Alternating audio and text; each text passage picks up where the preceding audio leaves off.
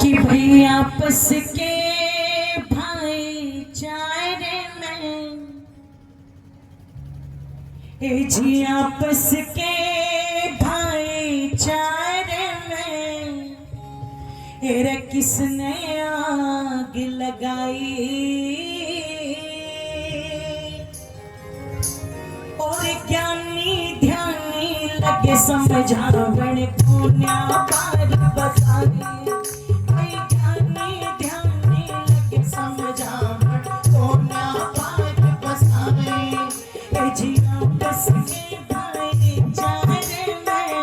आपस के भाईचारे में किसने आग लगाए, ज्ञानी ध्यानी लगे समझावे पुण्या पार बसावे। ज्ञानी ध्यानी लगे समझावे पुण्या पार बसावे। तेरे ज्ञानी ध्यानी लगे समझावे पुण्या पार बसावे।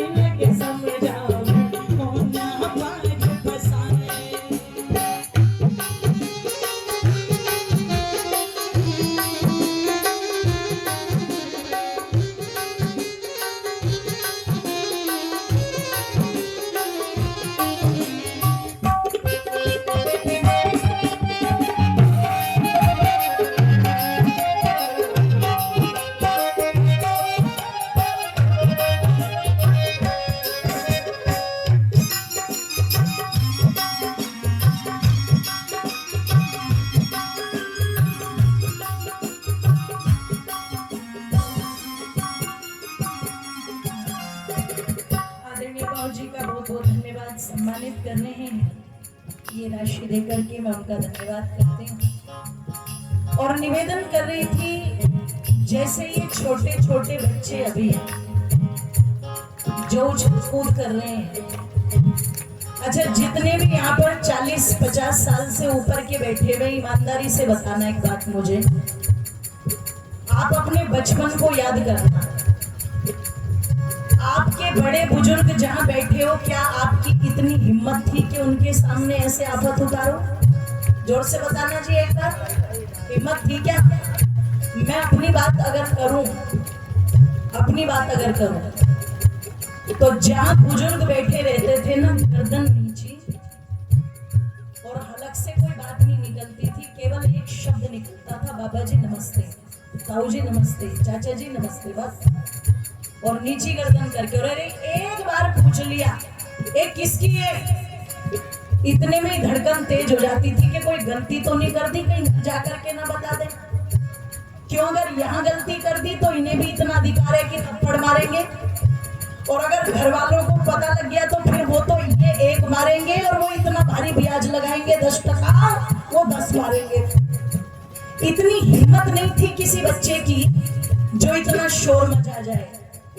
अब ये देख लो, ये जो पीढ़ी कौन सी टेक्नोलॉजी से पैदा हुई है? बड़े ही उठ करके चले जाएंगे, पर ये मानने वाले, जोर से बोलो, नहीं है। और गलती मैं इन बच्चों की नहीं मानती, ये भी कह दूं अगर मेरी आवाज सुन रही हो उनके माता पिता, मैं बिल्कुल इन बच्चों की गलती नहीं मानती। ये बच्चे तो फसले हैं, अरे गलती तो उन नस्लों की है जिनसे ये पैदा हुए हैं, ध्यान रखिए। ये तो फसले हैं, गलती तो वो नस्लें कर रही हैं जो इनको बना नहीं रही है।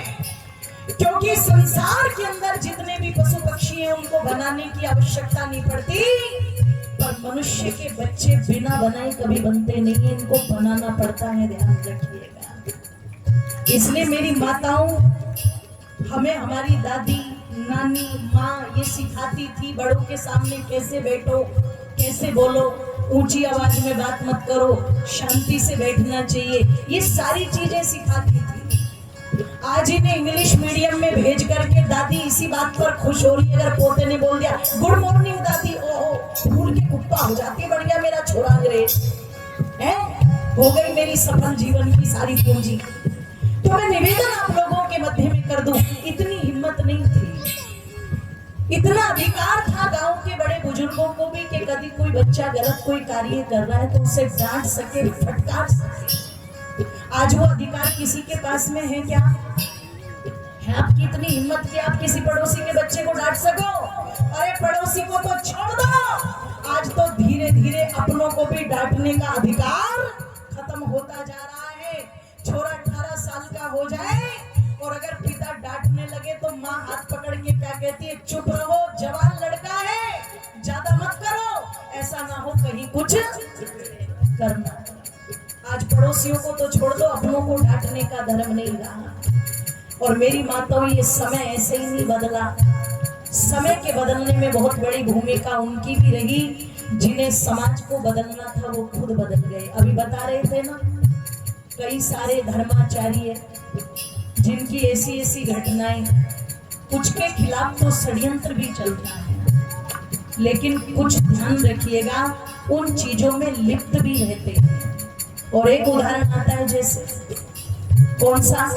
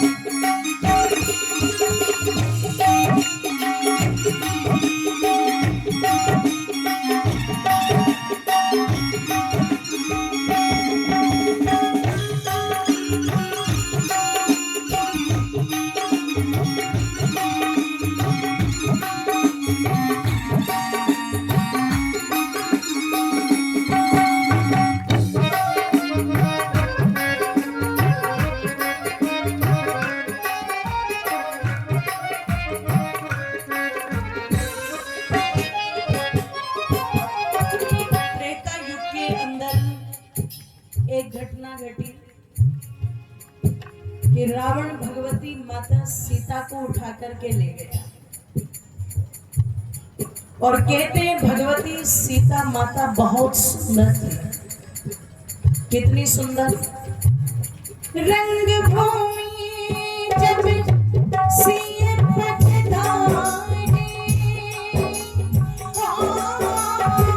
देखे धूप चकित नगनाए।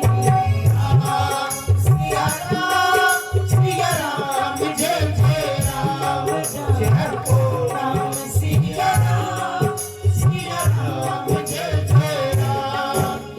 इतनी सुंदर थी कि उनको रूप को देख करके सब चकित थे, केवल नर नहीं नारियां भी।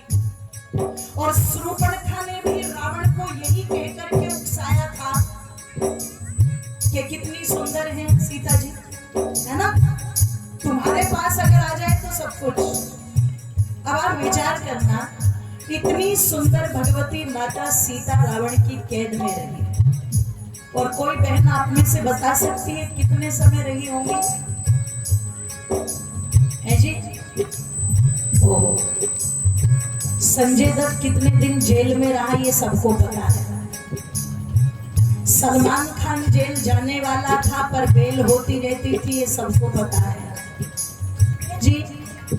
दीपिका पादुकोण क्या कर रही है, कैटरीना कैफ किसके साथ शादी कर रही है, इन्हें कोई कार्ड नहीं आता पर पता सबके बारे में रहता है। लेकिन हमारे इतिहास के पन्नों में या हमारे धर्म ग्रंथों में क्या हुआ हिंदुओं को पता नहीं है। और फिर कहते हैं कि जिहाद चल रहा है, लव जिहाद में बेटियों को फंसाया जा रहा है, लड़कों को फंसाया जा रहा है, लड़कियों को फंसाया जा रहा है। एक बात तो बताओ, इन्हें फंसाने की जरूरत क्या है, या इन्हें जिहादी बनाने की जरूरत क्या है, या इन्हें कन्वर्टेड करने की जरूरत क्या है? ये तो पहले से ही कन्वर्टेड है। जिसे अपने धर्म का ज्ञान नहीं, जिसे संध्या का नहीं पता, जिसे यज्ञ का नहीं पता, आप बताओ तो सही, बच्चों के नाम पर हिंदू अपने घर में धर्म के लिए क्या कर रहे हैं बताओ? कुछ भी नहीं कर रहे। एक दिया जलाने तक सीमित हो रहे हो आप, बस वो दिया तो जला देते हो। ज्यादा प्रदीप मिश्रा जी आपको बता दे, एक लोटा जल सब समस्याओं का। तो अब सोमवार को धीरे धीरे थोड़ा मंदिर में संख्या बढ़ गई है, इतना तो कर रहे हैं हम। इससे आगे हमारी गीता क्या कहती है हमें कुछ नहीं पता। अगर हिंदू को ये पता होता कि हमारी गीता क्या कहती है, तो हमारे घरों के अंदर जो कैलेंडर पहुंच गए, आपको पता वो कैलेंडर किसके पहुंचाए हुए हैं? जो हुआ अच्छा हुआ, जो हो रहा है अच्छा हो रहा है, जो होगा, जोर से बोलो, और ऊपर लिखा हुआ है गीता सार। तुमने कभी ये जानने की कोशिश की ये गीता सार किसका षड्यंत्र है? क्योंकि गीता के एक भी श्लोक में भगवान कृष्ण ने ये नहीं कहा जो हुआ अच्छा हुआ। जब अर्जुन कह रहा है कि मैं भीख मांग करके खा लूंगा, मैं भिक्षा वृत्ति करके गुजारा कर लूंगा, पर मैं अपनों को नहीं मारूंगा, तो कृष्ण ने एक बात कही थी कि अर्जुन, अगर कोई सच्चे अर्थों में अपना होता है तो उससे लड़ने की आवश्यकता नहीं पड़ती। अगर ये तेरे अपने हैं तो युद्ध भूमि में तेरे सामने क्यों खड़े हैं? पहले इस बात का उत्तर, इस बात का उत्तर दे। अगर ये तेरे अपने हैं, अगर ये तेरे अपने हैं तो इन्होंने भीम को जहर क्यों दिया? अगर ये तेरे अपने हैं तो लाक्षागृह बना करके फूंकने की योजना क्यों बनवाई? अगर ये तेरे अपने हैं तो द्रौपदी का अपमान क्यों किया? अगर ये तुम्हारे अपने हैं तो मैं 5 गांव मांगने गया था और मुझे दुर्योधन ने सुई की नोक दिखा करके चलता कर दिया था। अगर ये तेरे अपने हैं तो इन्होंने धोखे से अभिमन्यु को क्यों मारा? आप विचार करना, चिंतन करना। इन शब्दों से गीता का जन्म हुआ। गीता वो ग्रंथ है जो मुर्दे के अंदर भी प्राण जगा करके उसे भी उठने पर मजबूर कर दे। गीता वो, और हमारे घरों में गीता का सार पहुंचा दिया, जो हुआ अच्छा हुआ। आपको नहीं लगता ये किसी का बहुत बड़ा षड्यंत्र है इस हिंदू को निकम्मा और निठल्ला बनाने के लिए? और बन तो गए निकम्मे, कितने निकम्मे बन गए, कितने निठल्ले बन गए। आज घर के अंदर कुत्ता आ जाए तो डंडा भी नहीं मिलता उसे भगाने के लिए। ध्यान रखना। और दूसरी तरफ देखो जो रिक्शा चलाने वाला, जिसकी शक्ल पर ही 12 बजे हुए हैं, जिसका मुंह सड़ चुका है सड़े हुए बैंगन की तरह, ऐसा लगता है जैसे 10 दिन हो गए इसे रोटी नहीं खाई होगी। जरा सी लड़ाई हो और वो घर से इतनी तलवार लेकर के आता है, इतनी तलवार निकाल करके ले आता है। आप विचार करो, चिंतन करो, उन्हें तलवार की भी जरूरत नहीं है।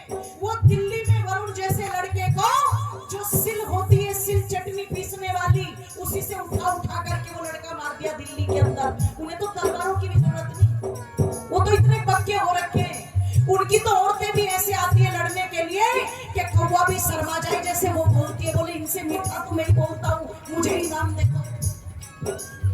वो इतनी तैयारी के साथ, और हमारे घर में गीता सार जो हुआ अच्छा हुआ, और ऊपर से ऐसे ऐसे गुरु जो निकम्मेपन की बात करते हैं, दया करो, सेकुलर रहो। ये सेकुलर का नारा हिंदुओं के लिए क्यों है, ये दूसरों के लिए क्यों नहीं है? आप विचार करना, चिंतन करना। अगर गाजियाबाद के अंदर सलीम वास्तविक पर हमला होता है, एक भी मुल्ला उस समय कैमरे पर आकर के नहीं रोया, और जब एनकाउंटर के अंदर उन दोनों के दोनों को जन्नत पहुंचा दिया योगी सरकार ने, तो पता नहीं कितने आकर के वहां पर रोने लगे। ये तो अन्याय हुआ, ये तो कानून की लड़ाई थी, ये तो कानूनी तरीके से लड़नी चाहिए थी। और मैं तो कहती हूँ सरकार को भी एक तरफ रखो। आप ही तो कहते हो ना कि जो इस्लाम के लिए मरेगा वो जन्नत में जाएगा, और जन्नत में कितनी हूरें मिलेंगी जी उसे? जोर से बोल दो एक बार, धीरे धीरे। कितनी हूरें मिलेंगी?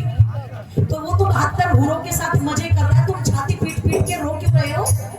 ईरान में बेचारा वो मर गया है, वो बेचारा 72 हूरों में मजे ले रहा है, और ये छाती पीट पीट के रो रहे हैं। अरे जब वो मजे ले रहा तो तुम धरती पर भी मजे लो। तुम्हें तो बाकायदा ढोल बजा करके नाचना चाहिए कि वो 72 हूरों के पास पहुंच गए। तुम क्यों छाती पीट पीट के रो रहे हो? जिसके लिए उन्होंने लड़ाई लड़ी थी 72 हूरों के लिए, वो मिल तो गई उन्हें मरने के बाद है। वो 72 हूरों के पास है, बड़ी बड़ी आंखों वालियों के पास है, और तुम छाती कूट कूट के रो रहे हो। तो आप विचार करना, चिंतन करना, ये कितना बड़ा षड्यंत्र चल रहा है कि तुम्हें पाठ पढ़ाया जा रहा है जो हुआ अच्छा हुआ। गीता में कहीं नहीं, गीता स्पष्ट कहती है परित्राय च साधूनां विनाशाय च दुष्कृतां। जो सज्जन है उसकी रक्षा करो, चाहे अपना हो चाहे पराया, और जो दुर्जन है उसका नाश करो, चाहे अपना हो चाहे पराया हो। और भगवान कृष्ण इसका सबसे बड़ा उदाहरण है, जिन्होंने दुष्टों का नाश करने की शुरुआत अपने घर से की थी, अपने मामा से की थी। चोटी पकड़ के ऐसा घुमाया था कंस को कि धरती पर पटका तो सीधे के सीधे सर के इतने टुकड़े हो गए जैसे मटका फोड़ दिया हो किसी ने। मामा का ही वध करने का काम किया था, आरंभ अपनों से ही किया था। हम उसी कृष्ण के वंशज हैं, हम उसी राम के वंशज हैं। मैं कह दूं कल वाली बात, बेमतलब किसी को छेड़ो नहीं, और अगर कोई तुम्हें छेड़े तो फिर उसको छोड़ो नहीं। ये तुम्हारी भावना होनी चाहिए। और मेरी बातों बंधु, ये जो उल्टी पट्टी पढ़ाई जाती है ना, कई बार दया करो, दयालु बन के रहो, करो दया, करो दया, लेकिन दया का पात्र जो है उसी पर दया करो। पापियों पर दया कर करके हिंदू की ये हालत हो गई कि पूरी दुनिया में फैला था, सिमट के यहाँ तक नहीं हो गया। ऐसी दया किसी काम की, जोर से बोलो, नहीं है। तो ऐसी घटिया दया बिल्कुल किसी पर मत करना, बिल्कुल मत करना। रामचंद्र जी ने पापियों पर कोई दया नहीं की, कृष्ण जी ने पापियों पर कोई दया नहीं की, हनुमान जी ने पापियों पर कोई दया नहीं की। सुंदरकांड को पढ़ करके देखना, ऐसे मसल डाले थे राक्षस हथेलियों से उठा उठा के, जैसे मच्छर को मसल मसल करके मार दिया जाता है, ऐसे कूट दिए थे राक्षस सारे के सारे। ध्यान रखिएगा। तो ये कूटा पीटी तो चलनी चाहिए, और आज इसकी वर्तमान में बहुत ज्यादा बोलो जरूरत भी।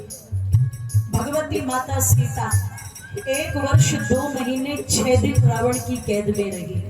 दोबारा सुन लीजिए, 1 वर्ष 2 महीने 6 दिन रावण की कैद में रही, पर जैसी गई थी वैसी ही वापस आ गई।